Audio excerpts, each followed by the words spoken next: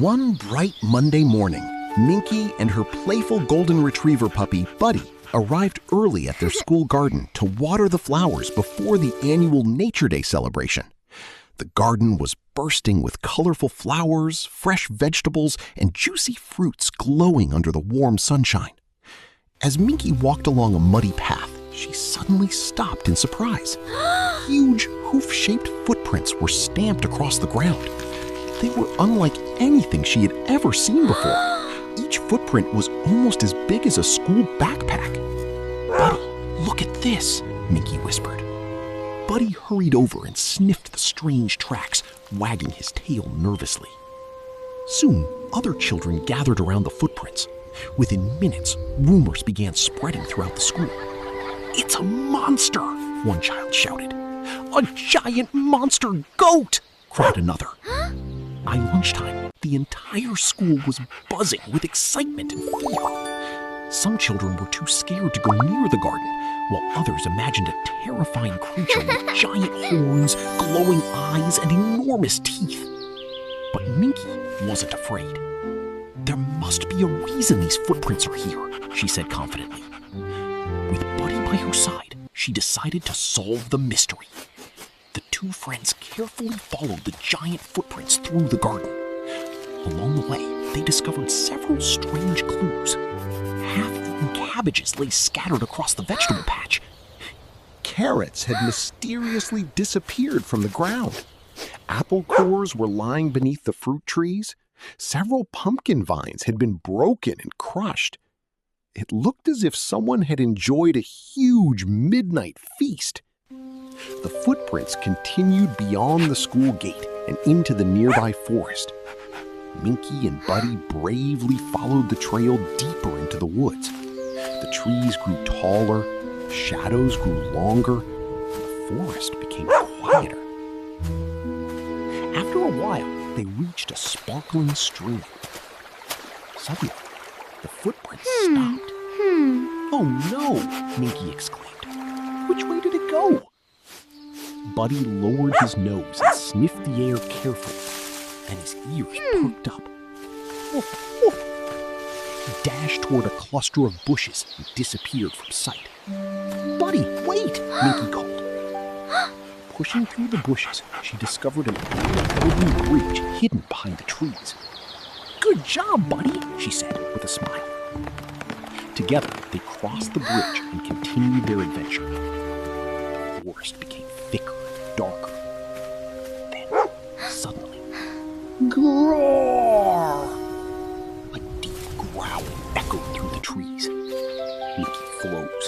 His ears stood straight up. Neither of them moved. A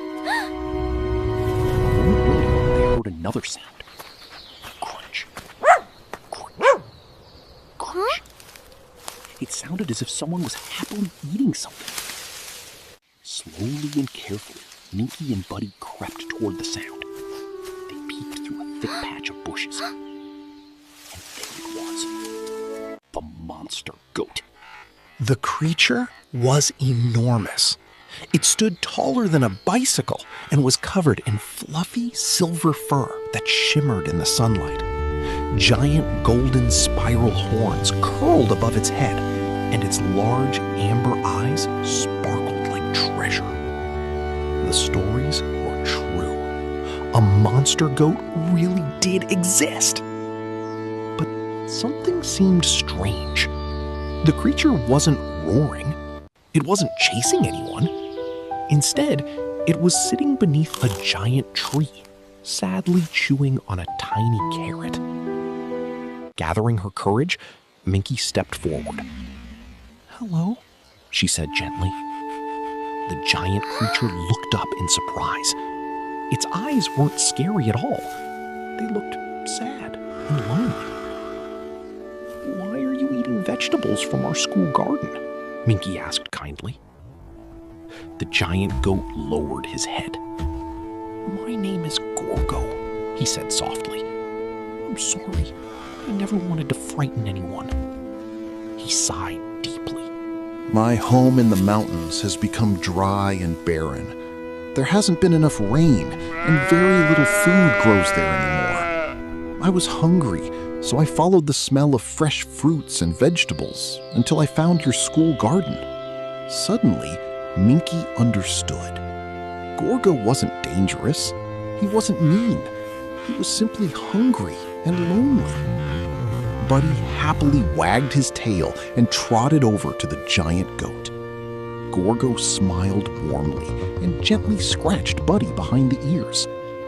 That was the beginning of an unexpected friendship. The next day, Minky gathered all the students and explained what had really happened. At first, everyone was surprised. Then they realized Gorgo wasn't a monster at all. He was a friend who needed help. The children quickly got to work.